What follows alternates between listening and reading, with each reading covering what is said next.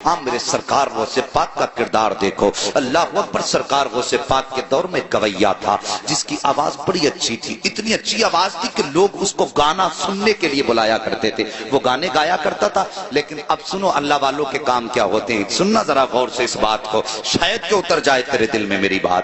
انہوں نے غوث پاک کے دور میں جب اس نے گانا شروع کیا نا، میرے غوث پاک فرماتے ہیں سن تیری بڑی اچھی آواز ہے، گانے نہ گایا کر، اس سے اللہ ناراض ہوتا ہے، کچھ اور نعت پڑھ لیا کر۔ وہ کہنے لگا یار دیکھو تو عبد القادر کو میری کمائی سے جلن ہوتا ہے، میری شہرت سے جلتے ہیں۔ اللہ اکبر۔ غوث پاک کو اور چوراہے پہ کھڑے ہو کے برائیاں کرنے لگا۔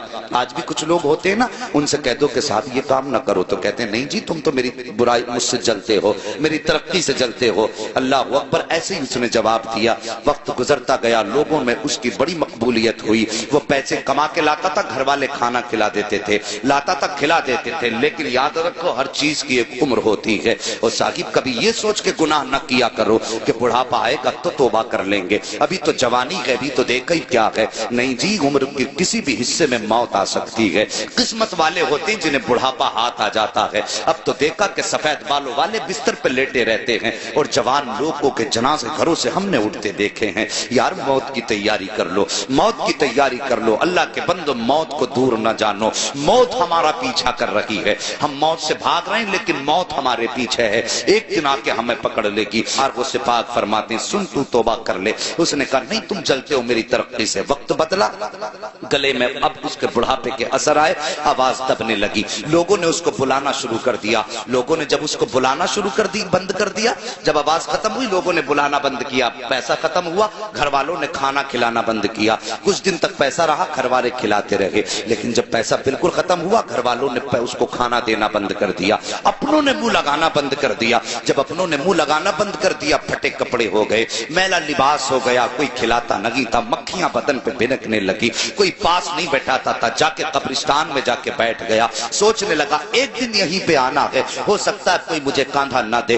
یہ سوچ کر کے قبرستان جا کر کے بیٹھا، دنیا مخالف ہے، کوئی کاندھا نہیں دے گا، مروں گا تو یہیں رہ جاؤں گا۔ لیکن اللہ اکبر، ایک دن اسی قبرستان کے پاس سے میرے سرکار غوث پاک کا گزر ہو جاتا ہے، اور وہ کریم ابن کریم جو ٹھہرے، وہ سخی ابن سخی جو ٹھہرے، اللہ اکبر، جیسی قبرستان کے پاس سے گزرے وہی لباس اس کا پرانا ہے، مکھیاں اس کے بدن پہ ہیں۔ میرے غوث نے قدم روک دیے، غور سے دیکھا، دیکھنے کے بعد پہچان گئے یار یہ تو وہی گویا ہے جو چوراہے پہ کھڑے ہو کر میری مخالفت کیا کرتا تھا، جو چوراہے پر کھڑے ہو کر کے میری برائی کیا کرتا تھا۔ آپ گئے، اپنے شاگرد کو بلایا، بلانے کے بعد آپ نے کچھ پیسوں کی تھیلی دی اور اپنے شاگرد کے ہاتھ میں دے کر کے کہا جاؤ قبرستان چلے جاؤ، وہاں پر ایک غریب بیٹھا ہوا ہے، اس کو جا کر کے یہ پیسہ روپیہ جا کر کے دے دو۔ اللہ اکبر، جیسی وہ لے کر کے چلا، غوث پاک فرماتے ہیں نام مت بتانا کس نے دیا ہے ورنہ وہ شرمندہ ہو جائے گا۔ آج اپنی زندگی کا آپ جائزہ لیجئے، اگر زکوٰۃ بانٹتے ہیں تو کیمرے لگا کے بانٹا کرتے ہیں،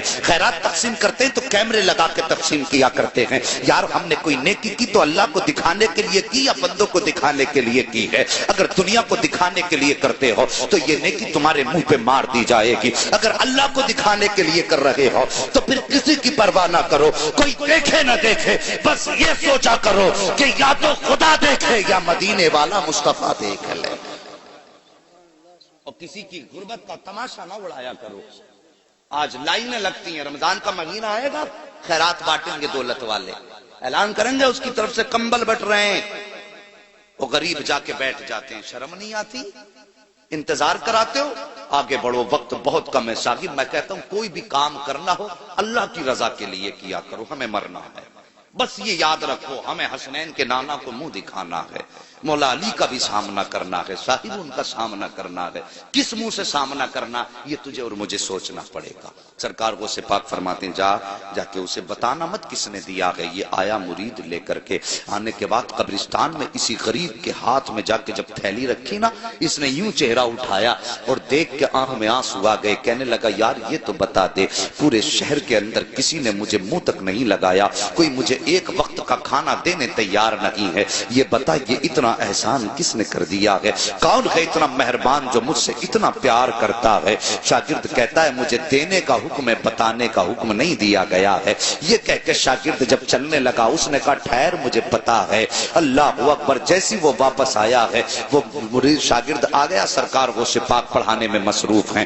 جب واپس آیا تو آ کر کے وہی فقیر بھکاری دروازے پہ کھڑا ہو گیا۔ میرے غوث اپنی جگہ سے اٹھ کے کھڑے ہو گئے۔ ہاں ہاں، یہ آئینہ ہے آج کے پیروں کے لیے جن کے پاس غریبوں سے ملنے کا ٹائم نہیں ہوتا ہے، ان پیروں کے لیے جو امیروں کے یہاں پہ صبح و شام گزارا کرتے ہیں۔ غریب دروازے پہ آئے تو اسے ٹائم دے کے ٹال دیا کرتے ہیں، تجھے جمعرات میں آنا، تجھے پیر میں آنا ہے۔ امیر آ جائے تو آئیے استقبال کیا جاتا ہے۔ یار شرم کرو، تم کتنے بھی بڑے پیر ہو جاؤ، غوث پاک سے بڑے پیر نہیں ہو سکتے ہو۔ اخلاق دیکھو میرے غوث پاک کا۔ جیسے یہ غریب دروازے پر آیا ہے، آ کر کے میرے غوث نے دیکھا کھڑا ہے، اٹھ کے اپنی جگہ سے کھڑے ہو گئے اور فرماتے بتا اب بھی کچھ کمی رہ گئی ہے؟ اتنا سندا تھا، آنکھوں میں آنسو آئے، ہچکی بھر کے رونا شروع کر دیتا ہے۔ میرے غوث اپنی جگہ سے چلے ہیں، چلنے کے بعد اس کے پاس جا کے کھڑے ہو گئے۔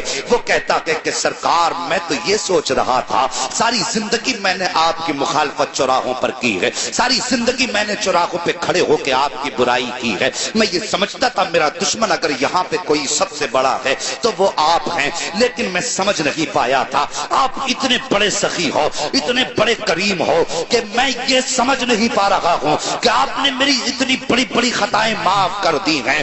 اتنا سننا تھا۔ میرے غوث مسکرا کے کہتے ہیں بتا اور بھی کچھ چاہیے؟ اس نے کہا سرکار مجھے یاد ہے ایک بار جوانی میں مجھ سے کہا تھا کہ توبہ کر لے خدا راضی ہو جائے گا، میں نے آپ کی نہیں مانی تھی، اب بس اتنا بتائیے کیا آج توبہ کروں گا تو کیا میرے گناہ معاف ہو جائیں گے؟ میرے غوث مسکراتے ہیں اور کہتے ہیں اللہ ہاتھ بڑھا دے، ہاتھ میں ہاتھ دے دے، صرف توبہ سے گناہ کی معاف نہیں ہوں گے بلکہ اللہ تجھے محبوب بھی بنا لے گا۔ اس نے اتنا سنا ہے، تڑپ کے کہتا ہے سرکار کیا اتنا بڑا کرم بھی ہو سکتا ہے؟ میرے غوث کہتے ہیں ہاتھ بڑھا دے، توبہ کرنا تیرا کام ہے اور تجھ کو ولی بنا دینا یہ عبد القادر جیلانی کا